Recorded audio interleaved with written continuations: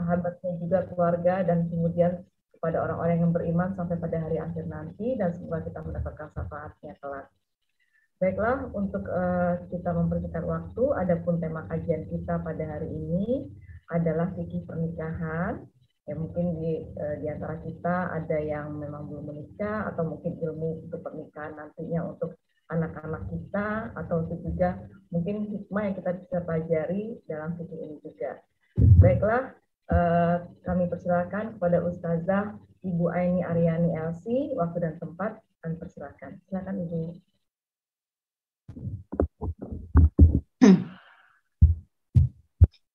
Bismillahirrahmanirrahim. Assalamualaikum warahmatullahi wabarakatuh. Waalaikumsalam warahmatullahi wabarakatuh. Alhamdulillahirabbil alamin, wassalatu wassalamu ala nabiyyina Muhammadin wa ala alihi wa sahbihi ajma'in, amma ba'du. Jamaah sekalian yang dirahmati Allah Subhanahu wa taala. Mudah-mudahan ibu semuanya sehat walafiat, tidak ada kekurangan satu apapun. Di hari ini insya Allah kita akan melanjutkan tema kita yang masih tentang fikih muslimah. Kalau kemarin kita bicara tentang kehamilan, persalinan, maka pada hari ini kita akan membahas tentang pernikahan. Kalau kita bincangkan pernikahan itu banyak sekali babnya gitu ya. Nanti masuk ke al-ahwal asyakhsiyah dan lain sebagainya. Tapi kita mengkhususkan tema kita pada hari ini tentang mahram. Jadi mahram ini adalah orang-orang yang haram untuk kita nikahi karena beberapa sebab. Ada yang haram sementara, ada yang haram selama-lamanya sampai mati gitu ya. Jadi saya mungkin diperbolehkan untuk share screen supaya kita bisa mengefisiensi waktu kita.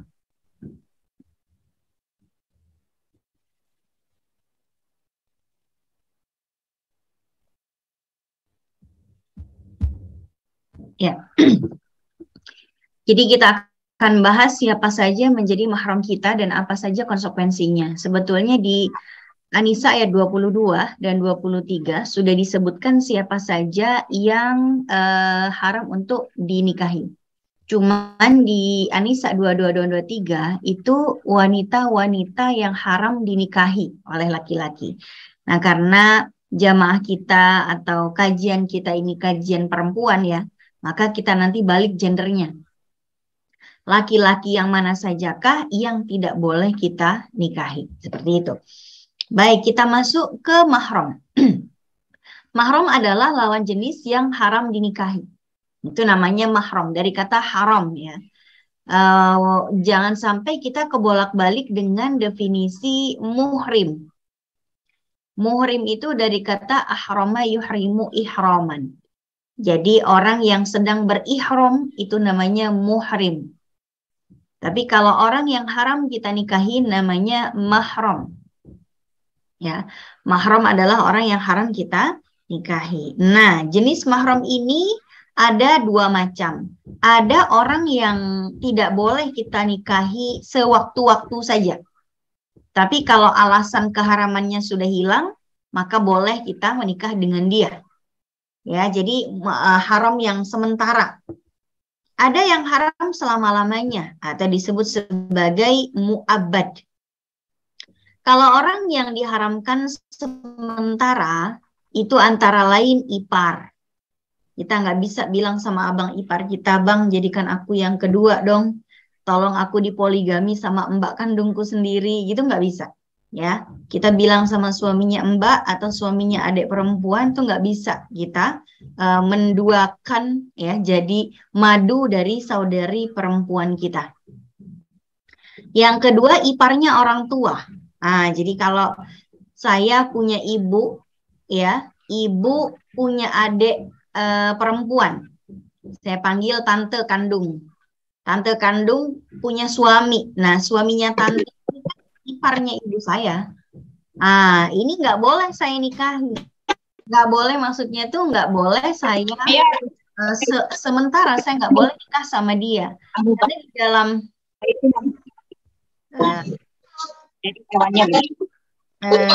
silent ya ibu yang belum silent.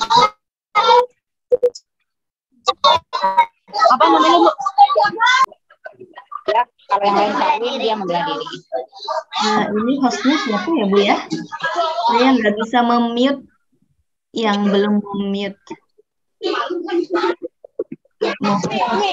Ibu Roshidah, mohon Ibu Roshidah bisa mem-mute HP-nya Bu? Ya, baik. Terima kasih. Baik, iparnya ortu. Ya, iparnya ortu ini artinya iparnya orang tua. Nah, ini saya nggak bisa bilang sama om saya, suami dari tante kandung saya nggak bisa bilang ke dia, jadikan aku yang kedua gitu, nggak bisa. Sebab apa? Karena di dalam syariat, yang tidak boleh dipoligami selain saudari kandung, ya, istri dengan saudari kandung nggak boleh dipoligami, ponakan kandung dengan bibinya itu juga nggak boleh dipoligami. Jadi seorang laki-laki tidak boleh mempoligami antara istri dengan bibi kandungnya atau antara istri dengan ponakan kandungnya. Tuh. Tapi kalau misalnya sudah bercerai, itu lain urusan. Ya, misalnya ipar tadi kan nggak boleh nikah. Nah, kalau misalnya si istri dari ipar alias mbak kandung kita itu udah meninggal atau diceraikan, kita boleh menikah dengan mantan abang ipar. Begitu juga mantan iparnya ortu boleh. Tapi selagi masih jadi ipar, itu tidak diperbolehkan untuk dinikahi. Berikutnya lagi, tidak boleh menikahi wanita yang bersuami. Jadi laki-laki di luar sana tidak boleh menikah dengan kita yang bersuami gitu ya. Kenapa? Ya wanita bersuami nggak boleh dinikahi. Selama kita bersuami, kita tidak boleh dinikahi oleh laki-laki di luar sana. Kemudian laki-laki yang beristri 4, bagi kita perempuan, bapak-bapak yang udah punya istri 4, ya udah nggak boleh gitu kita minta ke dia jadikan aku yang kedua tuh atau jadikan aku yang kelima, itu nggak bisa. Kuotanya udah full. Kecuali kalau salah satu istrinya diceraikan, itu barulah ada slot baru gitu. Oke, baik. Berikutnya keponakan, ini tadi udah ya. Jadi iparnya ortu dan keponakan, ini sama ya, tidak boleh dipoligami. Oke, yang akan menjadi core pembicaraan kita pada hari ini adalah yang mahramnya mu'abbad. Orang-orang yang tidak boleh kita nikahi selama-lamanya sampai kita mati. Ini adalah mahram mu'abbad. Yang pertama, mahram mu'abbad ini, orang yang tidak boleh kita nikahi selama-lamanya adalah orang yang memiliki hubungan nasab dengan kita. Nanti siapa saja kita akan bahas satu persatu. Kemudian yang kedua, jalur musyaharah. Jalur musyaharah ini adalah jalur, kalau kita bilang kayak jalur periparan gitu ya. Jalur periparan. Karena ada yang menikah, akhirnya ada kemahraman. Nanti kita juga akan bahas siapa saja. Kemudian yang ketiga dari jalur rodoah atau persusuan. Kita akan bahas satu persatu. Yang pertama dari jalur nasab. Siapa sajakah mahram kita dari jalur nasab?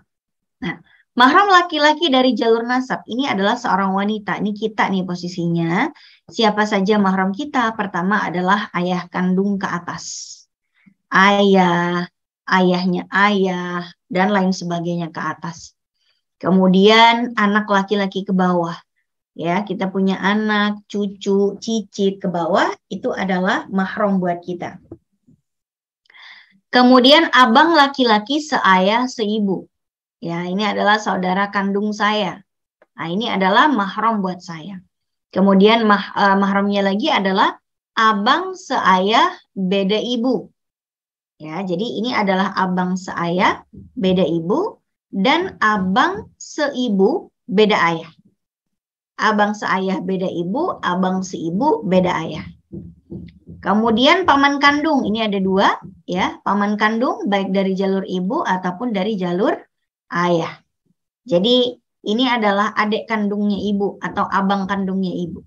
Paman yang ini juga abang kandungnya ayah atau abang atau adik kandungnya ayah.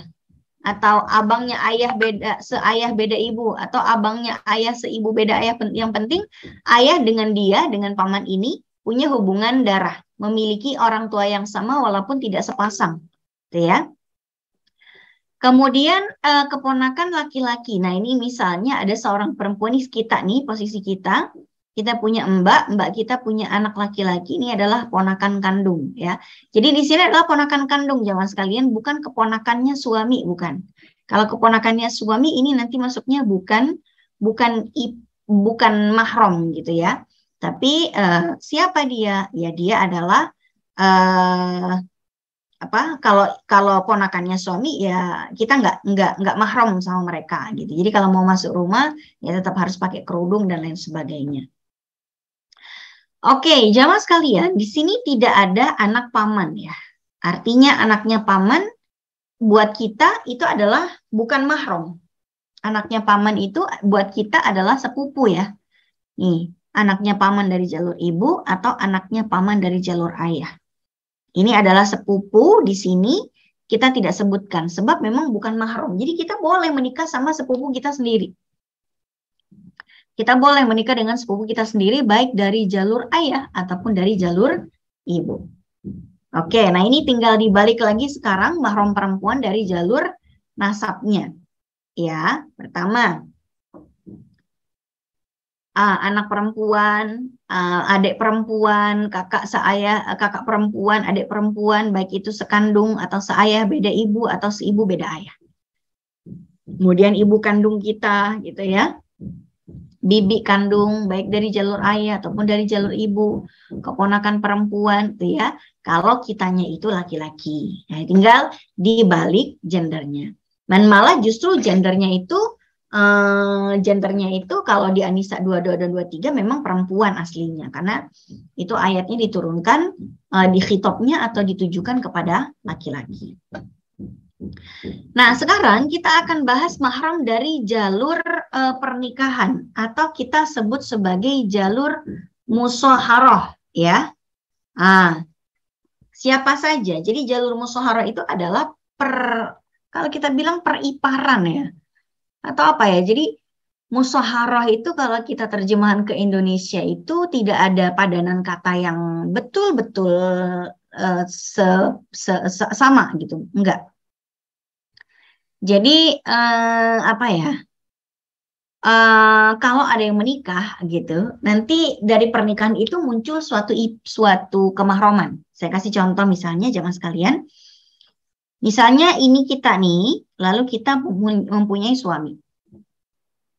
Maka kalau kita punya suami, mahram kita itu adalah ayahnya suami. Jadi kita bermahram dengan mertua. Selamanya kita nggak boleh menikah dengan mertua. Kalaupun misalnya wanita ini bercerai dari suaminya atau suaminya meninggal, maka mantan mertua itu tetap mahram sampai mati, udah kayak bapak sendiri gitu. Nah, pertanyaannya, ini kenapa ayah mertua diwarnain kuning, suami nggak warna kuning? Jadi yang menjadi mahram kita dari tadi itu berwarna kuning semua aja mas kalian, tuh ya, warna kuning. Nah, di sini suami tidak berwarna kuning, kenapa? Karena memang wanita dengan suaminya itu bukan mahram. Ya, suami istri itu bukan mahram. Makna mahram itu adalah orang yang haram dinikahi. Jadi suami istri pada dasarnya bukan mahram gitu. Nah, karena mereka itu bukan mahram, ya mereka boleh nikah dong. Lah terus kalau misalnya bukan mahram ngapain tinggal berdua, ya ngapain bebas ngapa-ngapain gitu. Ya karena disah, kalau misalnya pertanyaannya kenapa? Ya karena disahkan, diperbolehkan oleh ikatan pernikahan. Diperbolehkan oleh ikatan pernikahan. Jadi selama kita dengan suami kita itu diikat oleh ikatan pernikahan, kita boleh berdua, boleh ngapa-ngapain deh pokoknya. Tapi kalau misalnya terjadi perpisahan suami dan istri ya, cerai gitu kan, masih boleh nggak tidur berdua? Nggak boleh. Beda kan dengan mahram, kita dengan ayah kandung kita, sekamar berduaan ya nggak apa-apa, orang itu mahram. Tapi kalau dengan mantan suami, nggak bisa. Nah, kalau dengan suami boleh, karena apa? Bukan karena kemahroman, tapi karena adanya pernikahan, karena ada ikatan yang mengikat. Kalau ikatannya dilepas dengan perceraian atau talak gitu ya, maka nggak boleh lagi. Baik, jadi mantan ayah mertua atau ayah mertua ini mahram sampai mati. Berikutnya, ketika seorang wanita menikah dengan suaminya yang sudah pernah menikah sebelumnya dan punya anak laki-laki, maka anak tiri ini dengan istri ayahnya ini bermahram. Kalau kita bilang anak tiri sama ibu tiri, ini ada hubungan kemahraman. Ya, ada hubungan kemahraman selama-lamanya. Jadi kalau ini suaminya mati gitu ya, meninggal, maka anak tiri ini akan bermahram kepada ibu tirinya selama-lamanya. Dia seperti ibunya sendiri. Sebaliknya juga, dengan ayah tiri, dengan putri tiri juga sama. Ini ada seorang perempuan, punya ibu yang menjanda, lalu ibunya yang menjanda menikah dengan seorang laki-laki. Nah, laki-laki ini dengan anak dari istrinya, ini kan bapak tiri dengan anak tiri perempuan. Kalau ini anak tiri laki-laki dengan ibu tiri gitu. Ini bapak tiri dengan putri tiri, ini juga mahram. Ya. Berikutnya lagi yang menjadi mahram adalah menantu. Nah, kalau ini kan bapak mertua dengan menantu perempuan mahram. Sebaliknya, mertua perempuan dengan menantu laki-laki ini juga bermahram. Jadi, mahram laki-laki dari jalur musyawarah itu ada 4. Bapak mertua, anak tiri, bapak tiri, dan menantu. Ini adalah mahram yang selama-lamanya sampai mati. Maka misalnya nih, ada anak, ini posisi kita nih, kita punya bapak tiri, ibu kita meninggal dunia, kita boleh tinggal bersama bapak tiri. Nggak boleh tiba-tiba naksir bapak tirinya sendiri, itu nggak boleh. Naksir mantan mertuanya sendiri nggak boleh. Naksir anak tiri yang ditinggal mati bapaknya, itu nggak boleh. Kita juga tidak boleh naksir sama menantu sendiri atau mantan menantu, itu juga tidak diperbolehkan. Nah, ini adalah 4 pihak yang menjadi mahram atau orang yang tidak boleh kita nikahi selama-lamanya dari jalur musyawarah. Oke, baik. Berikutnya, sekarang dari jalur musyawarah yang perempuan tinggal dibalik. Kalau misalnya posisi kita laki-laki gitu ya, yang tidak boleh yang tidak boleh dinikahi oleh laki-laki ini, ibu mertua atau mantan ibu mertua, kemudian anak tiri atau mantan anak tiri, kemudian ibu tiri atau mantan ibu tiri, kemudian menantu perempuan atau mantan menantu perempuan. Ini selama-lamanya tidak boleh dinikahi. Ya, selama-lamanya sampai mati. Oke, kita masuk ke mahram laki-laki dari jalur persusuan, JP ya, saya singkat sebagai JP, maksudnya jalur persusuan. Kalau kita berada di posisi bayi perempuan ini, lalu bayi perempuan ini memiliki ibu susuan. Lalu ibu susuan ini punya suami saat dia menyusui kita, dia adalah istri dari suaminya. Suaminya ibu, ini disebut dengan sahibul laban ya. Jadi suaminya ibu susuan ini yang menjadi mahram kita nih sebagai bayi perempuan. Di posisi kita di sini. Tapi kalau ternyata setelah ibu ini menyusui kita, ibu ini cerai dari suaminya. Ya, walaupun terjadi perceraian, ini nih bapak jalur persusuan, ini misalnya bayi perempuannya namanya Markonah gitu ya. Markonah ini punya ibu susuan. Ibu susuannya punya suami namanya Bejo gitu. Pak Bejo dengan Markonah ini mahram selama-lamanya. Bahkan jikapun Pak Bejo itu cerai dari ibu susuan ini nih, cerai gitu ya. Ini Pak Bejo dengan Markonah tetap mahram sampai mati. Tetap mahram sampai mati gitu. Nah, kemudian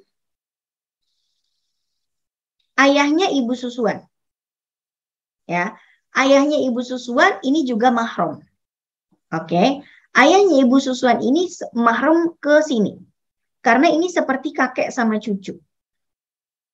Nah, jadi tentang mahram dari jalur radha'ah ini memang tidak banyak disebutkan di An-Nisa 22 dan 23, tapi dalam hadis-hadis Nabi yang menyamakan tentang banyak terdapat hadis-hadis Nabi yang menyamakan antara mahram, susunan kemahraman dari jalur persusuan dengan jalur darah. Ya. Oke. Jadi ayahnya ibu susuan ini adalah mahram buat si Markonah tadi karena seperti kakeknya sendiri. Begitu juga kalau ibu susuan ini seperti kakeknya sendiri nih. Ya, kakeknya sendiri. Nah, kemudian ini adalah abang atau adiknya ibu susuan. Ini ke sini nih, ke Markonah, ini juga mahram. Karena ini seperti paman dari jalur ibu, dan ini paman dari jalur ayah, seperti ini. Paman dari jalur ayah, paman dari jalur ibu.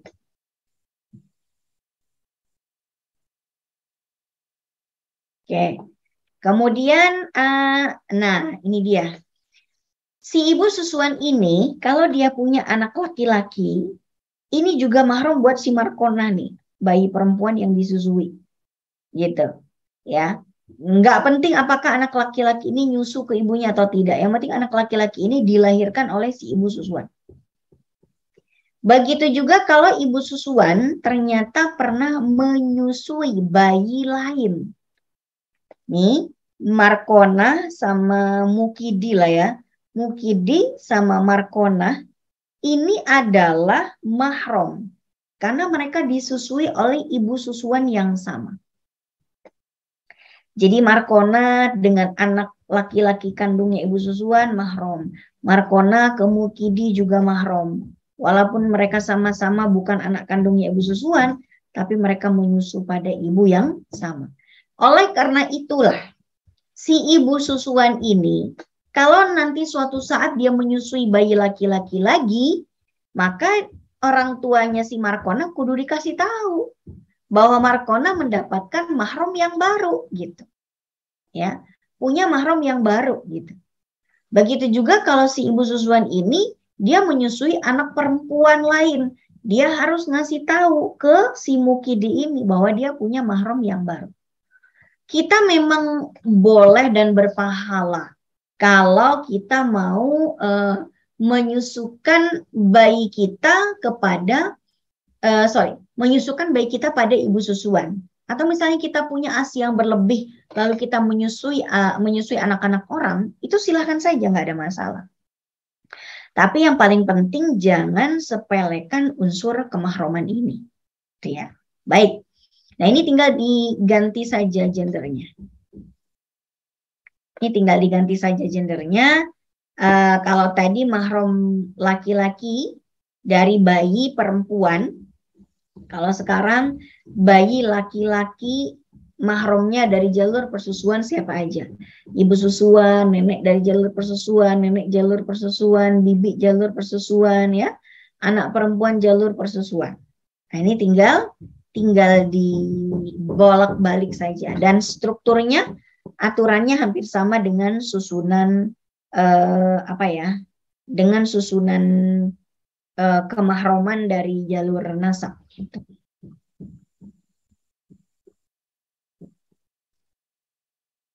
Nah, jamaah sekalian, ada syarat penyusuan yang membuat terjadi konsekuensi kemahroman. Jadi tidak semua penyusuan itu berakhir pada konsekuensi kemahroman. Enggak semuanya. Ada yang jadi mahram, ada yang tidak. Tergantung apakah 4 syarat itu terjadi atau tidak. Yang pertama, ASI masuk ke dalam perut. Ya. Jadi kalau misalnya ada anak perawan, lalu kemudian disusui gitu ya, ada bayi orang nangis disusui sama anak gadis, nggak keluar ASI dari payudaranya. Nah ini tidak ada kemahroman gitu, toh nggak ada ASI yang keluar dari puting si anak gadis tadi, atau dari ibu-ibu ya. Ibu-ibu juga nggak semua keluar ASI kalau ibu-ibu tersebut sedang tidak habis melahirkan. Kemudian, ini dia, sebagian ulama mengatakan disyaratkan sampai kenyang gitu.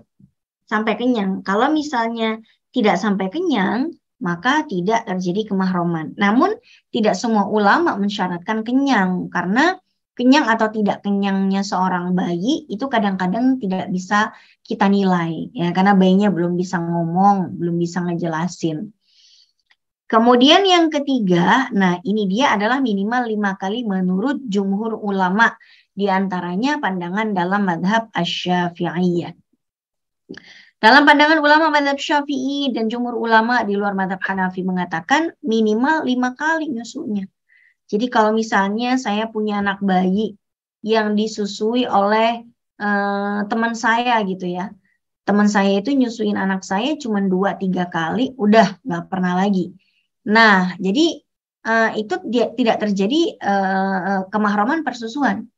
Bukan 3 kali ngisap ya, tapi 3 kali nyusu di waktu yang berbeda sampai kenyang misalnya. Pagi disusui sama teman saya, misalnya saya punya anak saya disusui sama teman saya sampai kenyang pagi. Siang juga disusui sampai kenyang, tapi udah cuma segitu doang, nggak pernah dia nyusuin lagi anak saya gitu. Ya udah belum terjadi kemahraman. Tapi kalau misalnya besoknya nyusuin lagi, besoknya nyusuin lagi sampai terjadi minimal 5 kali penyusuan, nah itu malah terjadi kemahraman. Dan maksimal umur bayi yang disusui adalah 2 tahun Hijriyah. Misalnya ada anak adopsi, ada anak angkat umur 5 tahun, terus disusuin, nah ini tidak masuk dalam kategori penyusuan.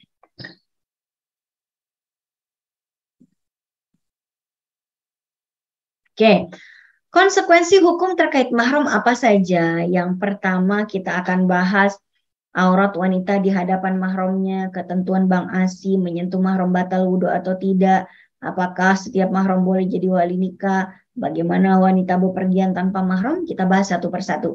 Tapi yang pasti jamaah sekalian, konsekuensi yang pertama adalah tidak bolehnya kita menikah selama-lamanya dengan mahram yang mu'abbad atau selamanya. Dari jalur nasab, jalur musyaharah, jalur persusuan, itu semuanya haram untuk kita menikah dengan mereka. Tapi kalau mahram mu'aqqad, mahram yang temporer, yang sewaktu-waktu seperti ipar, ya, suami yang udah punya anak, udah punya suami 4 atau dan lain sebagainya, itu haram menikahnya sementara. Kalau penyebab keharamannya sudah hilang, maka sudah diperbolehkan. Sebentar ya Bu ya. Ini suami saya kayaknya nelpon.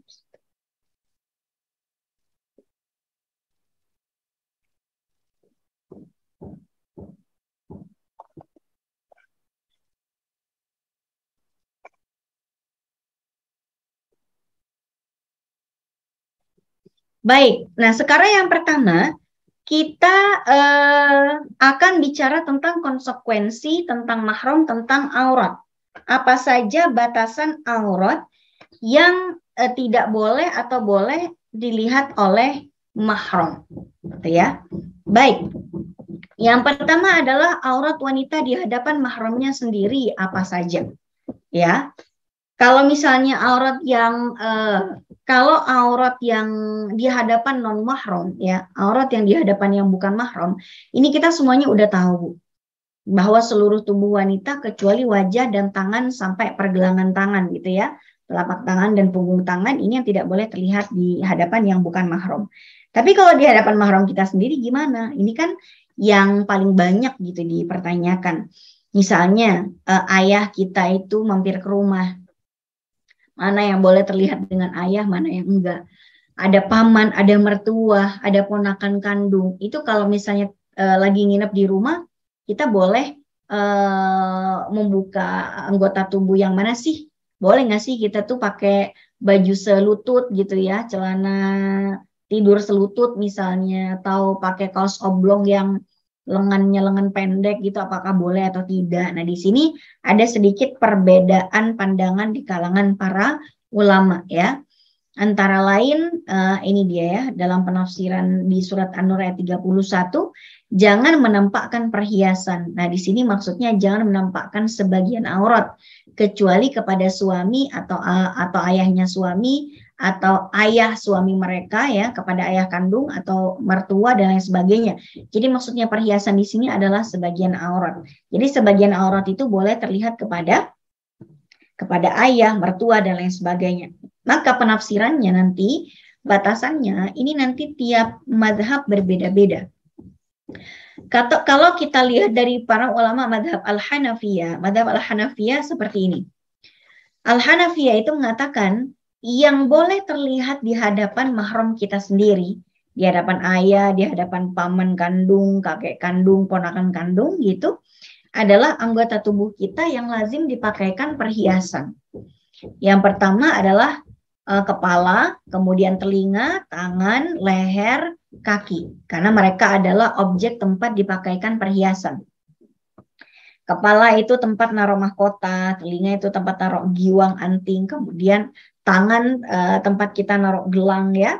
Gelang tangan itu sampai atas, sampai bawah ketiak ya, gelang yang seperti Gatot Kaca itu apa ya bahasa Indonesianya. Nah, itu kira-kira seperti itu. Kemudian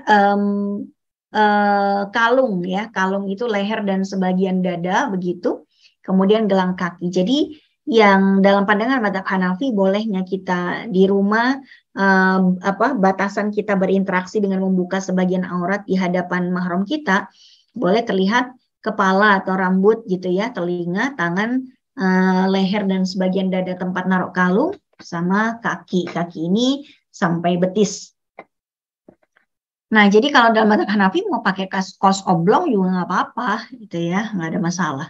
Begitu juga kalau dalam mazhab Hambali, kalau batasannya dalam mazhab Maliki dan Hambali adalah anggota tubuh yang biasa dibuka dalam rumah, atau setidak-tidaknya anggota tubuh yang kita bisa basuh dalam keadaan berwudu, seperti kepala, telinga, tangan, kaki gitu. Kaki itu sampai lutut itu bisa disiram saat wudu itu kan minimal sampai mata kaki, tapi maksimal bisa sampai lutut.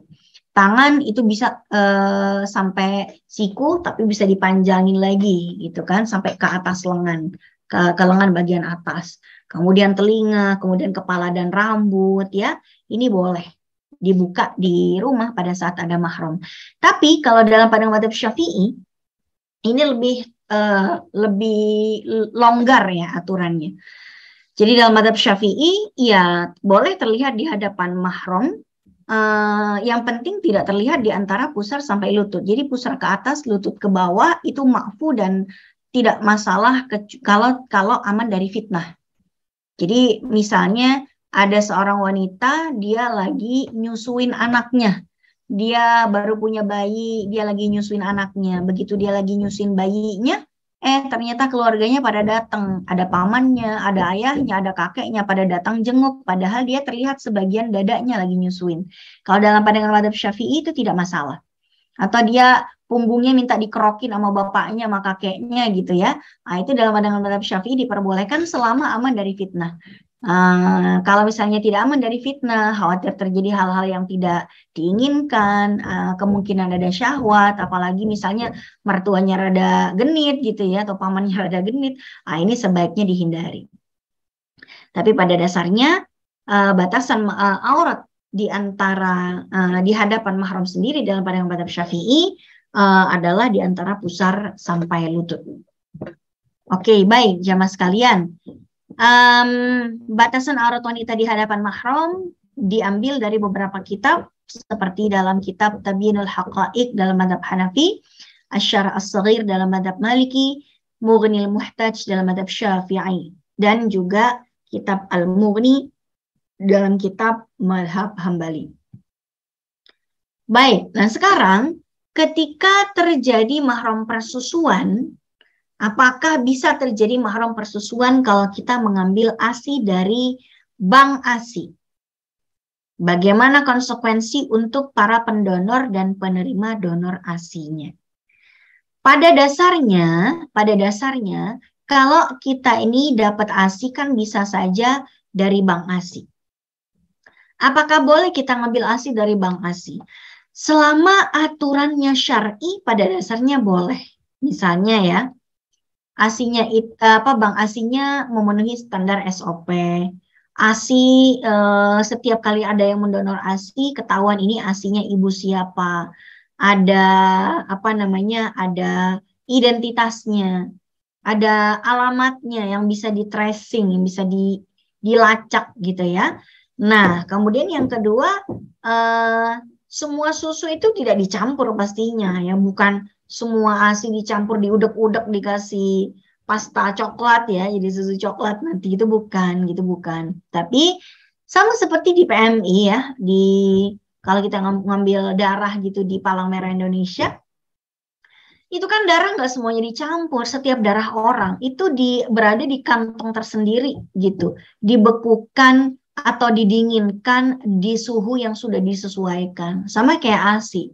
Udah dibekukan sedemikian rupa, udah dikasih nomor, udah dikasih apalah begitu. Nah, kalau seperti itu silakan. Tapi kalau kita ke bank ASI, bodo amat lah, saya butuh ASI siapa kek, bodo amat, itu nggak boleh. Ya, kenapa? Karena anak kita yang minum ASI dari bank ASI itu ada konsekuensi hukumnya. Kita kontak pemilik ASI itu, kita kasih tahu ke dia, Bu, ASInya ibu diminum anak saya, udah lebih dari 5 kali minum dia sampai kenyang di situ. Ibu udah jadi mahram buat bayi laki-laki saya, atau suami ibu dan keluarga laki-laki ibu udah jadi mahram buat bayi perempuan saya gitu.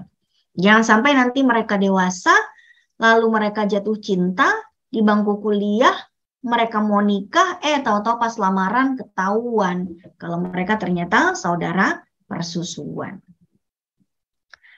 Nah, kalau misalnya ngambil ASI secara langsung dari orang perorangan, pastikan dia beragama Islam.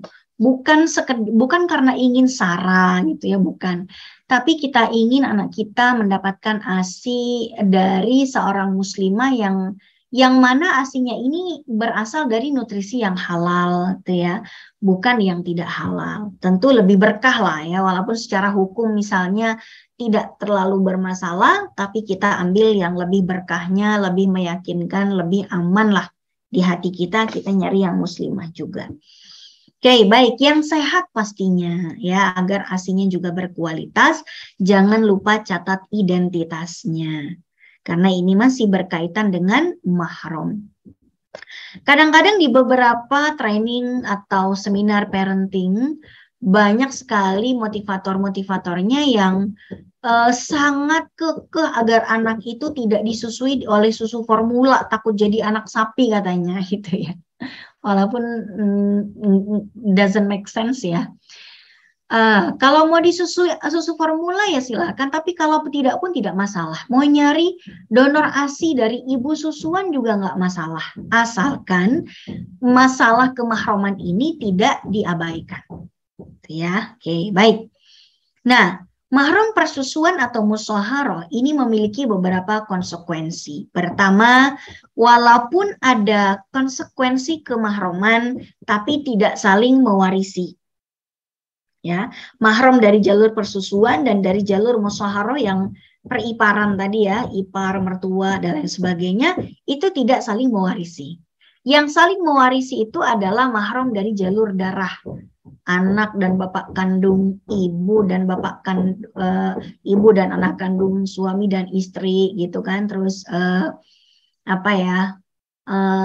keponakan kandung dengan paman kandung itu bisa saling mewarisi. Tapi kalau dari jalur persusuan dan musyawarah itu tidak saling mewarisi.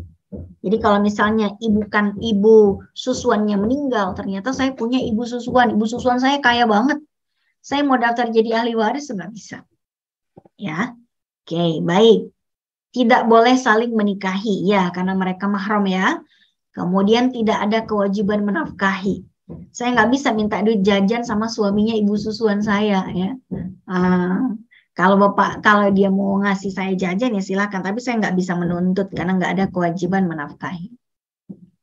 Boleh bepergian berdua, jadi misalnya saya dengan abang saya yang sepersusuan, boleh mau umroh bareng, mau haji bareng, mau boncengan bareng juga nggak apa-apa, cium tangan lebaran juga nggak apa-apa. Kenapa? Dia mahram. Kecuali kalau dikhawatirkan terjadi hal-hal yang tidak diinginkan ya. Misalnya punya histori pernah jatuh cinta sebelumnya, sebelum tahu mereka mahram pernah jatuh cinta gitu ya. Nah, ini perlu dihindari, khawatir timbul hal-hal yang tidak diinginkan. Kemudian boleh terlihat sebagian aurat karena mereka adalah mahram ya, dan boleh berhalwat, artinya nonton TV bareng ya, apa bareng, berduaan gitu kan ya, nonton bioskop bareng kali ya gitu, atau saling boncengan ya, namanya juga saudara saudara semahram gitu kan. Misalnya saudara persusuan atau dengan mertua boncengan ya, atau dengan menantu boncengan, itu nggak ada apa-apa, nggak kenapa-kenapa. Oke, sebagaimana hal tersebut dijelaskan dalam kitab Syarah Sahih Muslim yang ditulis oleh Al-Imam An-Nawawi ya. Tidak mewarisi satu sama lain, tidak menafkahi, tidak membebaskan perbudakan, tidak tertolak kesaksiannya, dan lain sebagainya. Oke, baik. Nah, bagaimana dengan konsekuensi kemahroman dari jalur nasab? Kalau dari jalur nasab itu dimungkinkan untuk saling mewarisi dengan ketentuan-ketentuan yang ada dalam aturan-aturan faraid atau aturan-aturan fikih kewarisan. Yang kedua, bisa jadi wajib menafkahi. Ya. Jadi misalnya bapak ke anak bisa jadi wajib menafkahi, anak ke orang tua bisa jadi wajib menafkahi. Kemudian tidak boleh saling menikahi karena mereka adalah mahram, ya. Boleh bepergian berdua, boleh terlihat sebagian aurat, boleh berkhalwat, sama kayak yang tadi. Oke, sekarang apakah menyentuh mahram dapat membatalkan wudhu? Ya, kalau misalnya menyentuh kepada kulit selain mahram kita, ini kan dalam pandangan mazhab Syafi'i batal dengan atau tanpa syahwat. Tapi kalau dalam pandangan ulama lain tidak batal ya, kecuali dengan keadaan bersyahwat. Tapi dalam mazhab Syafi'i yang penting sentuhan kulit dengan kulit dengan yang bukan mahram itu dapat membatalkan wudhu kalau bukan mahram. Nah, kalau misalnya menyentuh mahram, apakah dapat membatalkan wudhu? Mayoritas ulama mengatakan tidak batal, ya, dikatakan tidak batal.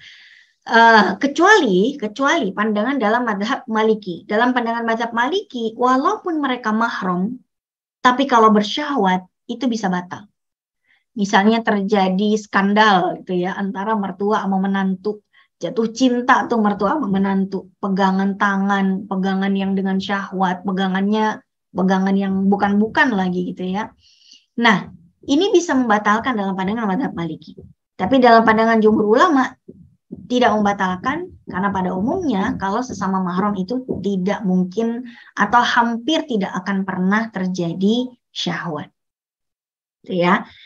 Oke, baik. Bagaimana dengan persentuhan antara suami dan istri? Suami istri itu kan bukan mahram. Ya, suami istri itu kan bukan mahram. Apakah batal atau tidak? Tadi kita sudah sampaikan dalam mazhab Syafi'i batal, dalam mazhab yang lain mengatakan tidak kalau tanpa syahwat. Ini dia detailnya jamaah sekalian. Dalam pandangan mazhab Hanafi, yang membatalkan wudhu antara suami istri itu kalau terjadi hubungan badan. Kalau sekedar bersentuhan tidak. Kalau dalam pandangan mazhab Maliki dan Hambali, menyentuh dengan syahwat itu yang batalin. Tapi kalau dalam mazhab Syafi'i, batal mutlak jika terjadi persentuhan kulit dengan kulit, sengaja tidak sengaja disentuh atau menyentuh. Kecuali kalau yang disentuh adalah tubuh yang tidak ada kulitnya. Misalnya suami membelai rambut istri, ya, memegang kukunya istri, nah itu kan bukan kulit. Tapi kalau pipinya, tangannya, ya, nah ini semuanya menyebabkan batalnya wudhu dalam pandangan mazhab Syafi'i, ya. Baik, jamaah sekalian. Berikutnya saya agak ngebut mungkin tentang perwalian. Ini nanti kita mungkin bahas di pekan yang akan datang tentang fikih pernikahan 2, tentang wali nikah ya. Insya Allah ini kita bahas nanti di Selasa depan. Sebentar, ini perwalian. Nah, ini yang terakhir sebelum kita tanya jawab. Hukum wanita bepergian tanpa mahram seperti apa? Ya, kadang-kadang katanya nggak boleh wanita itu pergi tanpa mahram, keluar kota tanpa mahram nggak boleh gitu. Seperti apa sih pandangan para ulama? Ternyata di sini para ulama memiliki dua pendapat yang berbeda. Para ulama mazhab Hambali mengharamkan, sedangkan Maliki dan Syafi'i itu memperbolehkan dengan syarat. Ya, syaratnya aman, perjalanannya aman dari fitnah. Minimal dengan 3 wanita minimal, ya, minimal dia dibersamai oleh 3 wanita termasuk dirinya, berarti minimal bertiga dengan sama perempuan. Nah, masing-masing memiliki dalilnya sendiri. Kenapa mazhab Hambali mengharamkan? Kenapa mazhab Maliki dan Syafi'i itu memperbolehkan? Apakah tidak jelas dalam hadis Nabi yang mengatakan, ini kan ada hadisnya gitu ya, wanita nggak boleh bepergian selama 3 hari kecuali dibersamai mahramnya, atau kalau nggak ada mahram dibersamai oleh suaminya gitu. Nanti kita akan bahas pendapat yang memperbolehkan ternyata dari hadis juga, walaupun hadisnya berbeda.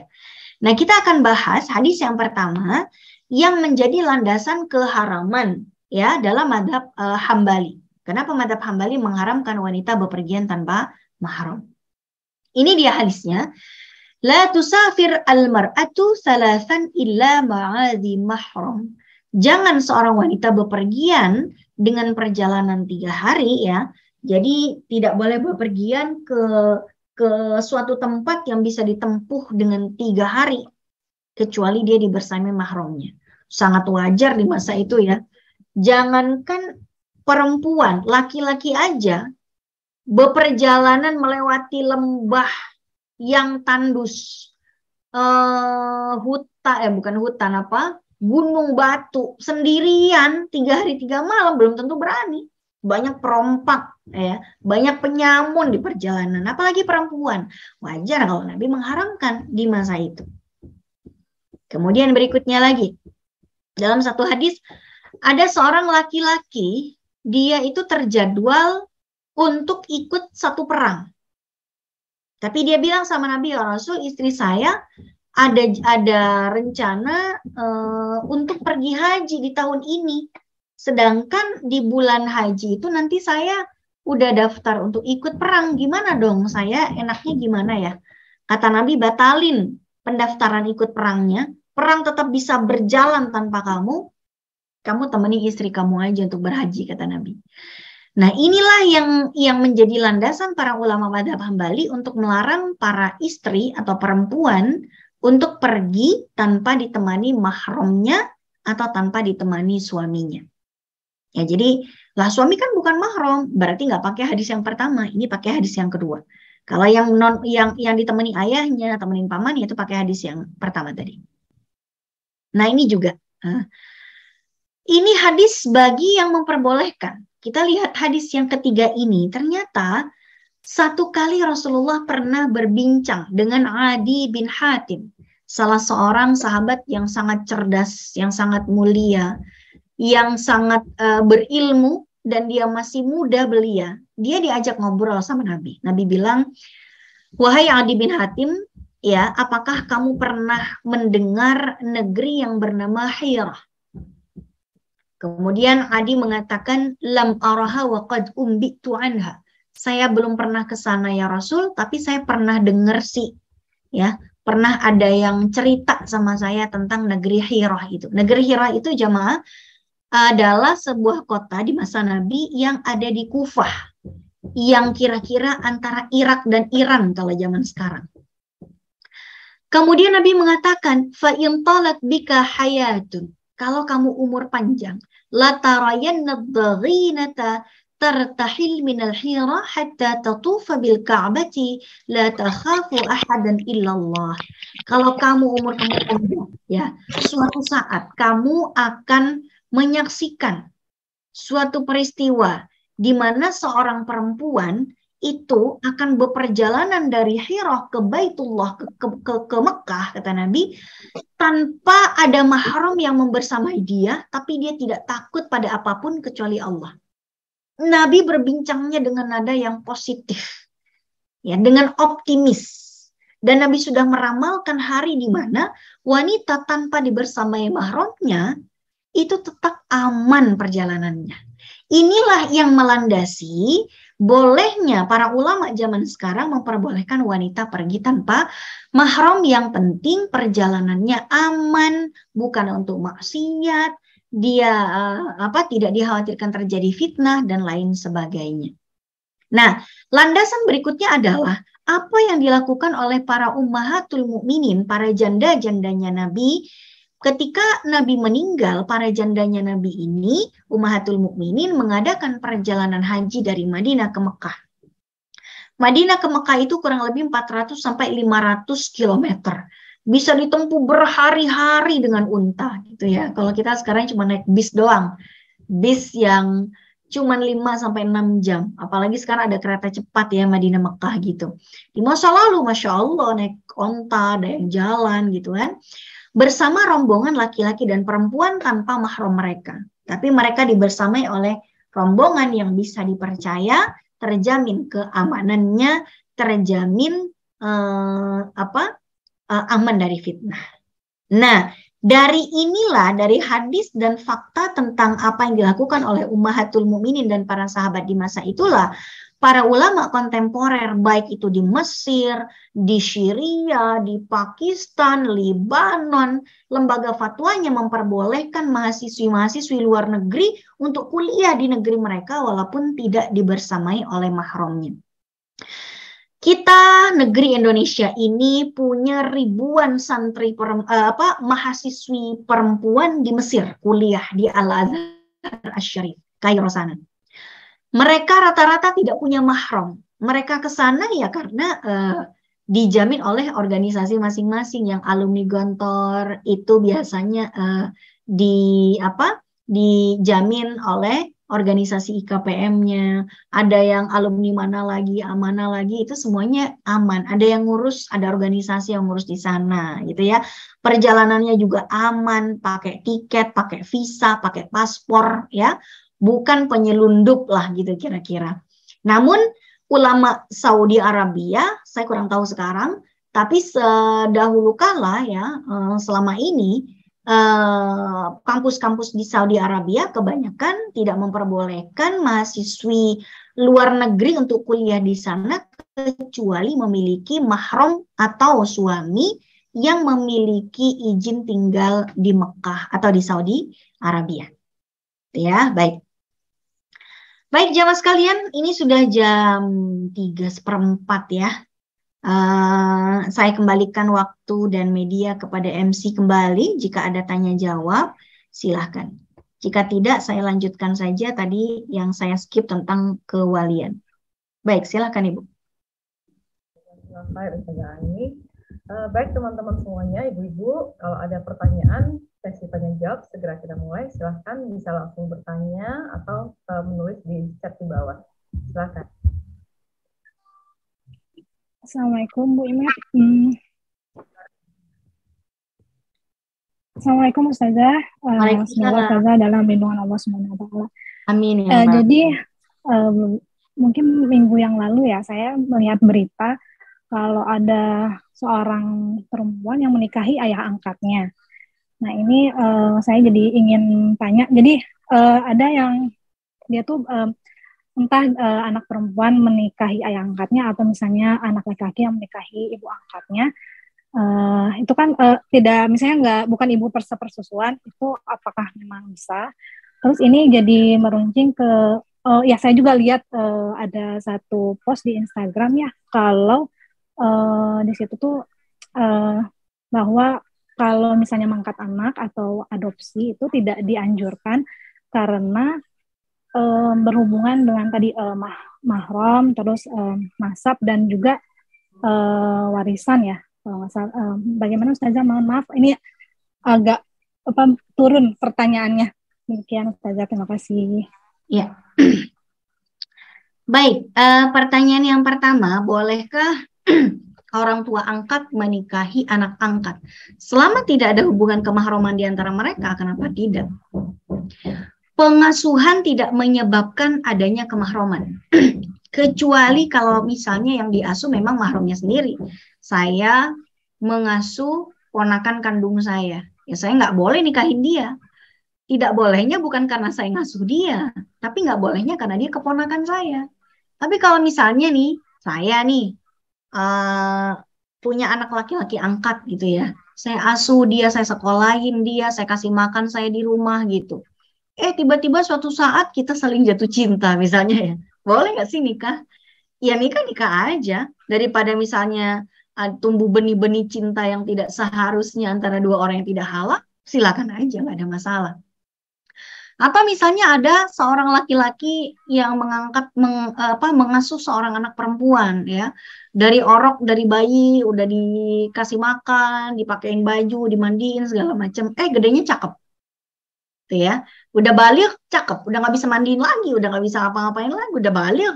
Nggak boleh lagi bersentuhan kulit, apa segala macam nggak boleh, harus jaga jarak. Si anak asuh tadi ya, udah cantik, udah pakai kerudung ya, masuk pesantren gitu ya, lulus dari pesantren ingin berbakti pada ayah angkatnya. Mana ayah angkatnya hidup sebatang kara di rumah gitu kan. Ya nikah aja mereka daripada hidup berduaan tanpa ada ikatan apapun. Mahram bukan, suami istri bukan. Ini kan nikah aja, gitu ya. Nah, jamaah sekalian tentang adopsi. Apa hukum adopsi? Kita lihat dulu makna dari adopsi ini seperti apa. Adopsi atau mengangkat anak boleh dari satu sisi, tapi tidak boleh dari sisi yang lain. Bolehnya mengadopsi itu, pertama, kita kan mengadopsi pada dasarnya kita ingin mengasuh anak tersebut seakan-akan dia anak kandung kita sendiri kan. Boleh nggak sih kita mengasuh anak orang sebesar cinta kita pada anak kita sendiri? Pada dasarnya boleh saja. Tapi yang tidak diperbolehkan pertama, tidak boleh merubah nasab. Tidak boleh melakukan at-tabanni namanya. Ngangkat anak dengan merubah binnya, namanya at-tabanni. Dan ini pernah Nabi ditegur sama Allah. Gara-gara Nabi saking kepengennya punya anak laki.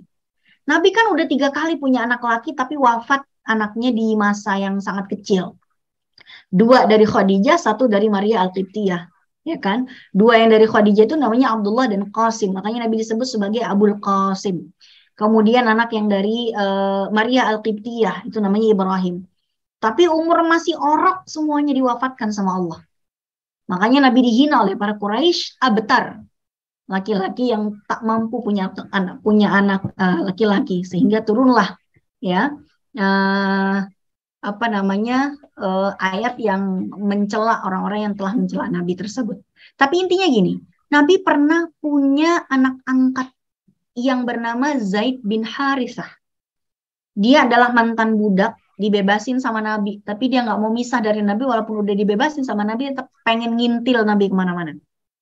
Ya Rasul, saya ingin melayani Anda seumur hidup saya. Saya bodoh amat Anda bebasin, bodoh amat, saya masih pengen sama Anda kok. Saya pengen melayani. Saya jadi budak atau tidak, saya tetap ingin melayani Anda. Sayang Nabi sama dia. Akhirnya saking sayangnya Nabi sama dia, Nabi anggap dia udah kayak anak sendiri. Akhirnya saking sayangnya Nabi pada dia, Nabi umumkan dia di hadapan para orang-orang Mekah di situ. Kata Nabi, saksikanlah ini Zaid bin Harithah, udah saya ganti namanya Zaid bin Muhammad, dia anak saya sekarang. Ketika itu langsung turun ayat kepada Nabi Muhammad. Itu ya, tidaklah seorang Muhammad ayah dari seorang anak laki-laki manapun. Kan gitu ya.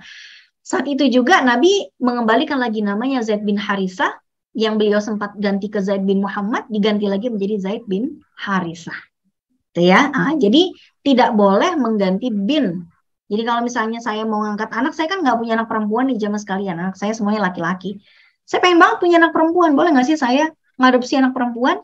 Ya kalaupun saya mau, binnya tetap bin bapak dia. Walaupun saya mau memasukkan nama dia di kakak saya, binnya tetap bin bapak dia. Nggak boleh bin suami saya, nggak boleh. Gitu. Atau bin ayah saya, nggak boleh. Bin bapak dia. Yang kedua, anak adopsi tersebut tidaklah menjadi ahli waris saya. Kalaupun saya pengen anak adopsi saya nanti saya berikan dia peninggalan, itu jalurnya bukan dari jalur warisan, tapi jalur wasiat yang jumlahnya tidak boleh 1/3 dari total harta yang saya tinggalkan. Kurang dari 1/3 boleh, lebih enggak. Ya. Nah, kemudian yang ketiga, masalah batasan aurat. Kalau nanti anak yang saya adopsi ini sudah baligh, nanti ketika dia sudah balik, saya harus mengharuskan dia untuk melakukan kewajiban dia. Pakai kerudung, ya, menutup aurat, ya. Karena kan saya punya anak laki banyak, 4 anak saya laki semua. Ya berkeliaran di rumah gitu, ketemu adik angkatnya misalnya, tetap adik angkatnya harus pakai kerudung depan TV, pas cuci piring misalnya pakai kerudung gitu kan, pakai baju panjang gitu, pakai daster panjang misalnya. Dia juga dengan suami saya nggak boleh berduaan, mentang-mentang ayah sama anak angkat gitu ya, sedekat apapun mereka nggak boleh berduaan kemana-mana, gandengan tangan gitu ya, nggak boleh, ada batasannya gitu. Kita mengasuh dia bukan berarti dia menjadi menjadi mahram. Nah, kira-kira seperti itu. Jadi tadi tidak boleh, adopsinya bukan tidak boleh mutlak ya, tapi dengan beberapa catatan. Baik, berikutnya. Terima kasih Ustazah. Bisa pakai. Ya, Ustazah ya, mengangkat anak tinggal bersama kita gitu ya. Ya. Baik, ini ada pertanyaan dari Mbak Sasa. Izin bertanya Bu Ustazah, keterkaitan hukum wanita bepergian tanpa mahram. Bagaimana Ustazah akan teman-teman kita yang bekerja di Hong Kong, yang tentunya di sini bekerja tanpa mahram? Terima kasih. Ini yang di chat room ya Bu ya. Oh ya, bagaimana pandangan teman-teman kita di Hong Kong yang tentunya bekerja tanpa mahram? Tadi kita sudah sebutkan ya Bu ya, hukum wanita beperjalanan tanpa mahram. Selama perjalanannya aman dari fitnah, safarnya juga aman, artinya ibu resmi ada di sana, punya visa, punya paspor, punya komunitas yang saling menjaga, aman, bisa saling menjaga dengan komunitasnya, itu ada yang memperbolehkan. Sebagaimana diperbolehkannya mahasiswi-mahasiswi Indonesia untuk kuliah di Al-Azhar sana, yang melindungi adalah komunitasnya, organisasinya. Di rumahnya juga mereka nggak sendirian, ngontrak biasanya minimal 3 orang perempuan gitu ya. Ini diperbolehkan, walaupun nanti dalam pandangan mazhab Hambali tidak diperbolehkan. Berikutnya Ustazah, di chat juga ada pertanyaan dari Ibu Nurma. Ada di surat apa Ustazah tentang merubah din tadi? Ada negara yang mau adopsi anak juga. Saya sedang mempelajari hukum-hukumnya. Oh, larangan at-tabani tadi ya. Nanti saya cek dulu ya Bu ya. Nanti saya cek dulu tentang larangan Allah atau teguran Allah kepada Nabi Muhammad saat beliau itu mengubah Zaid bin Muhammad, saat Rasulullah mengubah Zaid bin Harisah menjadi Zaid bin Muhammad. Baik, sambil menunggu, apakah masih ada pertanyaan yang lain, Ibu? Oke. Assalamualaikum Bu Ustadzah. Bu Ime, saya mau tanya soal apa namanya tadi yang mahram dan masalah mahram dan apa tadi nasab ya Bu? Ya. Bolehkah anak tiri menikah dengan adik ibu tiri? Gimana Bu? Bolehkah anak tiri ya menikah dengan adik kandung dari ibu tiri?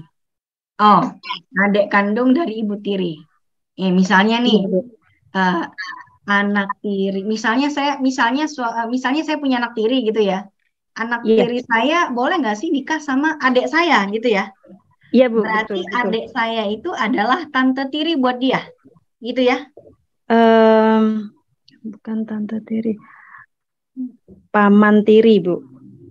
Om tiri. Anak tirinya perempuan ya? Anak tirinya perempuan, betul Bu. Iya. Anak perempuan dengan paman tiri ya? Yang betul, menjadi Bu. Mahram itu adalah paman kandung, Bu. Bukan paman tiri. Yang menjadi mahram adalah ibu tiri dan anak tiri. Tapi adiknya ibu tiri itu tidak bermahram dengan anak tersebut. Berarti dibolehkan untuk menikah ya, Bu? Boleh. Jadi kalau anak tiri saya naksir misalnya dengan adik saya, itu nggak ada masalah karena mereka bukan mahram. Baik. Terima kasih, Bu. Baik, sama-sama Ibu. Berikutnya Ibu silakan. Jadi adalah Assalamualaikum Ustazah, apakah batasan aurat seorang ibu yang boleh tertampak oleh anak-anaknya? Khususnya bagian kaki dan tangan, karena bagian tersebut yang paling rentan terekspos saat kita di rumah. Bagian mana Bu tadi ini? Jadi batasan aurat bagi seorang ibu untuk anak-anaknya, terutama bagian kaki dan tangan. Jadi apakah anak kandung Bu? Anak kandung? Di chat room. Enggak. Ibu dengan anak kandungnya maksudnya. Betul Bu, anak kandung tapi karena anak laki-laki terus menjelang balik begitu, jadi suami suka mengingatkan kamu harus belajar, pasti ada batasan-batasannya. Jadi saya pengen mengetahui lebih detailnya kalau ada batasan-batasan tertentu. Jazakillah. Kakinya seorang ibu boleh terlihat oleh anaknya sampai lututnya, Bu. Dari telapak kaki sampai lutut. Lutut sampai pusar nggak boleh kelihatan. Jadi kalau ibunya pakai celana selutut nih, pakai celana tidur selutut gitu ya, nyapu, itu pada dasarnya nggak ada masalah. Tapi kalau dikhawatirkan hal-hal yang lain, misalnya betis ibunya terlalu mulus, misalnya khawatir anaknya kenapa-kenapa, misalnya anaknya remaja, apa segala macam, ya sebaiknya memang dipanjangin. Tapi secara hukum, itu boleh seorang ibu kelihatan betisnya di hadapan anaknya sendiri, sampai lutut. Ya nggak boleh paha, Bu. Lutut, paha ke atas sampai pusar. Kalau lengan, tadi ada lengan. Lengan, Bu. Lengan itu boleh sampai atas. Sampai pergangan. Kalau di dalam mazhab Hanafi itu sebelum ketiak, tapi kalau dalam mazhab Syafi'i mau lengan ke atas nggak ada masalah.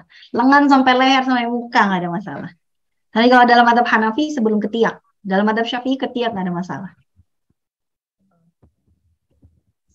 Jazakillah khairan. Jazakillah khairan. Ya, sama-sama Ibu Wayak. Masalah apa namanya mahram seperti ini tuh kadang-kadang di masyarakat kita tuh masih belum terlalu jelas ya Ibu ya, karena beberapa saya pernah tuh lihat kayak ada sinetron gitu yang ini menikah sama ini gitu, itu kan kayaknya tapi kayak kan cerminan masyarakat kita berarti kan, yang misalnya apa yang ibunya menikah dengan seperti itu gitu loh. Jadi apa memang masalah ini masalah yang belum terlalu jamak di masyarakat kita kali ya. Yang paling saya pernah, yang minimal saya alami sendiri tuh Bu, kalau kita ketemu keluarga besar, kita suruh anak itu salim gitu. Padahal kadang-kadang dia salamnya itu tidak dengan mahramnya gitu. Benar nggak sih Bu? Ya. Baik, ada pertanyaan lagi nih. Izin bertanya Ustazah, apakah ada antara wanita muslim dengan wanita non-muslim? Karena kawan saya pernah berkata bahwa ada batasan aurat dengan wanita non-muslim. Mohon pencerahannya. Ya, memang ada Bu. Ya, kalau tadi kita kan bicara dengan laki-laki yang bukan mahram. Jadi kalau kita bicara tentang aurat wanita, satu pertemuan memang nggak selesai gitu ya. Apalagi perbedaan pandangan antar madhab. Kalau misalnya dengan wanita yang muslimah dengan wanita yang non-muslimah, apakah ada bedanya? Iya, ada bedanya. Karena pandangan batasan wanita yang muslimah di hadapan wanita sesama muslimah, itu batasannya sama seperti laki-laki yang menjadi mahram kita sendiri, yaitu dari pusar sampai lutut. Artinya, misalnya Bu, saya kedatangan tamu ya, teman saya ya muslimah gitu. Saya lagi nyusuin anak saya nih. Kelihatan lah misalnya sebagian dada gitu, nggak ada masalah. Tapi kalau misalnya dengan teman yang non-muslim, misalnya nih, saya punya guru les perempuan, guru les anak saya, guru les matematika gitu misalnya ya. Nah, guru les anak saya tuh perempuan non-muslimah misalnya gitu. Maka kalau dia lagi datang, saya pakai kerudung. Batasannya sama seperti saya, seperti perempuan dengan laki-laki yang bukan mahram. Jadi wanita muslimah batasannya seperti laki-laki yang menjadi mahram dari pusar sampai lutut. Tapi kalau di hadapan yang bukan muslimah, sama seperti di hadapan laki-laki yang bukan mahram, yaitu seluruh tubuh kecuali wajah dan tangan sampai pergelangan tangan. Ada batasannya. Ini juga pernah terjadi di masa Umar. Umar juga pernah menegur Abu Ubaidah ibnul Jarrah, pernah ditegur sama Umar bin Khattab. Waktu itu Umar jadi khalifah. Dan salah satu gubernurnya yang sedang menjadi gubernur di Kufah gitu ya, gubernur di Syam. Syam itu sekarang Syria dan sekitarnya ya. Nama gubernurnya Abu Ubaidah ibnul Jarrah. Itu bikin hammam itu tempat pemandian perempuan. Kalau dulu kan perempuan itu tempat mandinya bukan di kamar masing-masing ya Bu ya, kecuali kalau royal family baru gitu. Tapi kalau orang biasa itu ada pemandian tersendiri buat perempuan, itu kalau mandi ya ke tempat pemandian itu gitu. Nah, Abu Ubaidah ibnul Jarrah itu menyamakan tempat pemandian perempuan yang muslimah dan non-muslimah. Dikirimlah surat oleh Umar untuk membedakan kamar mandi wanita muslimah dengan yang non-muslimah. Khawatir terjadi membuka aurat di hadapan yang bukan muslimah karena memang tidak diperbolehkan. Untuk itulah memang kita agak lebih berhati-hati sedikit kalau misalnya di toilet mall gitu ya. Kalau kita lagi di wastafel gitu, nggak gampang-gampang buka kerudung sih di wastafel gitu. Karena kan wastafel kadang kan banyak orang di situ. Kecuali pas lagi sepi misalnya lain lagi. Tapi kalau misalnya ada satu orang kita juga misalnya ragu dia muslimah atau tidak ya misalnya. Tapi kalau sesama muslimah mah di tempat berwudu Bu, di tempat wudu gitu ya. Kita tahulah kalau di tempat berwudu yang masuk ya pasti muslimah. Ibu mau buka kerudung silahkan gitu. Tapi kalau Ibu ragu-ragu di situ ada non-muslim atau tidak, sebaiknya tidak membuka kerudung. Baik. Oke. Baik, ada lagi pertanyaan Ibu, silakan.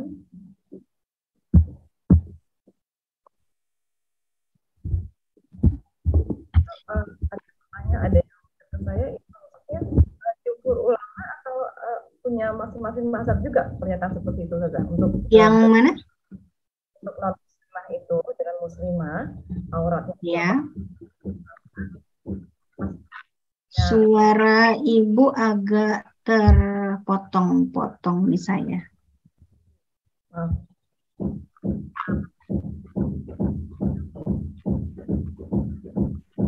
Enggak ada suaranya Bu Imet.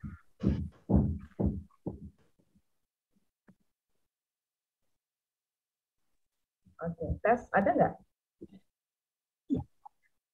Pertanyaannya adalah apakah aurat tersebut antara non-muslimah dengan muslimah tersebut adalah jumhur ulama atau memang masing-masing ada perbedaan khilafiyah juga nggak seperti yang di beberapa kondisi tadi? Baik, boleh saya share screen lagi ya Bu ya? Ini sebetulnya butuh satu sesi tersendiri nih kalau batasan aurat perempuan, nggak apa-apa, biar agak lebih jelas lagi. Jadi perempuan itu di hadapan, tergantung di hadapan siapa ya Bu? Ini kita bahas di hadapan wanita yang non-muslimah ya. Di hadapan laki-laki mahram yang bukan, sorry.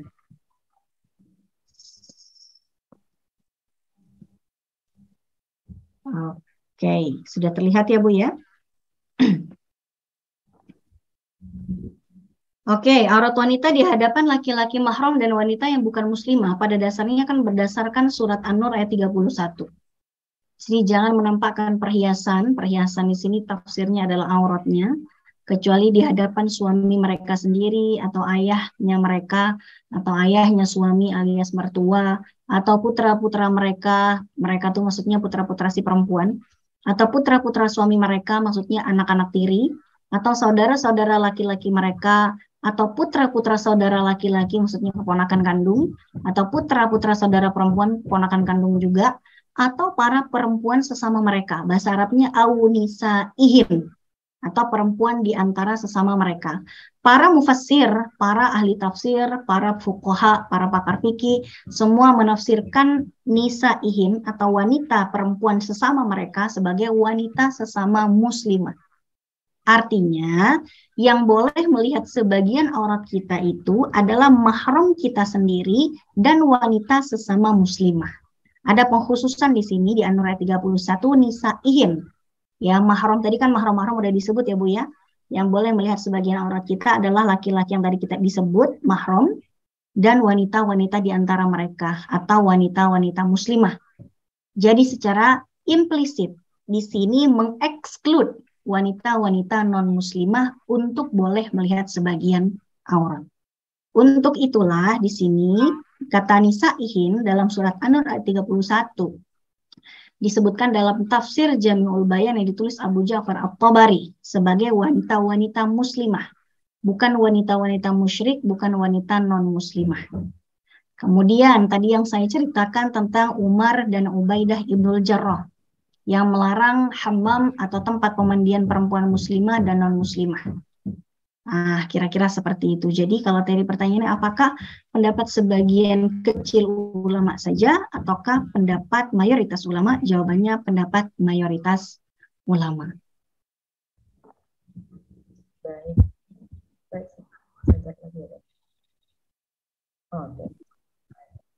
Baik, Ustazah, ada lagi ibu-ibu pertanyaan? Ibu, untuk yang tadi teguran teguran Allah terhadap Nabi Muhammad yang telah mengganti nama Zaid bin Harithah menjadi Zaid bin Muhammad, itu nanti saya cek lagi. Namun kalau kisahnya Nabi Muhammad yang diperintahkan oleh Allah untuk menikahi mantan istri dari anak angkatnya sendiri, itu ada di Al-Ahzab ayat 37. Jadi kisahnya gini, dulu di masa jahiliyah, anak angkat itu dianggap atau dihukumi sebagai anak kandung. Kalau anak kandung, Bu, misalnya saya punya anak perempuan, lalu anak perempuan saya punya suami, kan mantu saya nih. Kalau anak perempuan saya meninggal dunia, ini mantu saya, itu kan nggak boleh saya nikahi, ya kan? Karena dia mantu kandung istilahnya, suami dari anak kandung saya. Nah, dan di masa jahiliyah, kalau saya punya anak adopsi perempuan, terus anak adopsi saya itu bersuami, itu suaminya udah saya harus anggap seperti menantu kandung. Tapi dalam syariat Islam, Nabi ingin memisahkan antara menantu kandung dengan menantu angkat, harus dibedakan hukumnya. Karena mereka tidak punya hubungan darah sebetulnya. Jadi hukumnya juga harus dibedakan. Untuk mempertegas hukum itu, maka Nabi Muhammad langsung oleh Allah diperintahkan menikahi mantan istri dari Zaid bin Harithah. Mantan istri dari anak angkatnya. Zaid bin Harithah kan tadi anak angkatnya Nabi ya, Bu ya. Punya istri namanya Zainab binti Jahash. Setelah Zaid itu bercerai dengan Zainab, cerai ini mereka. Nah, Allah perintahkan Nabi itu untuk menikahi Zainab binti Jahash, mantan istri dari anak angkatnya. Apa tujuannya? Tujuannya untuk membedakan hukum anak angkat dengan anak kandung. Dipertegas hukumnya di situ. Kalau itu adalah mantan istri dari anak kandung, nggak boleh dinikahi. Tapi karena itu adalah mantan istri dari anak angkat, maka boleh dinikahi, dan Allah langsung perintahkan Nabi untuk mempraktekannya agar clear perbedaan anak angkat dengan anak kandung. Di Al-Ahzab ayat 37. Baik. Ada lagi pertanyaan, Ibu? Silahkan.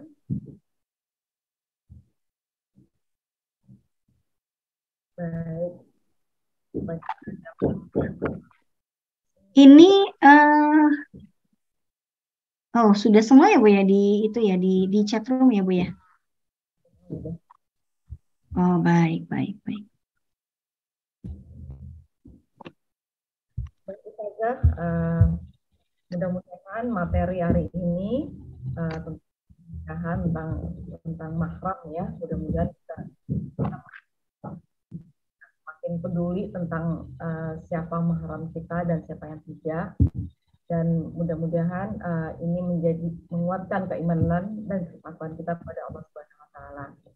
Baiklah, kita tutup pengajian kita dengan doa kafaratul majlis. Subhanakallahumma bihamdika.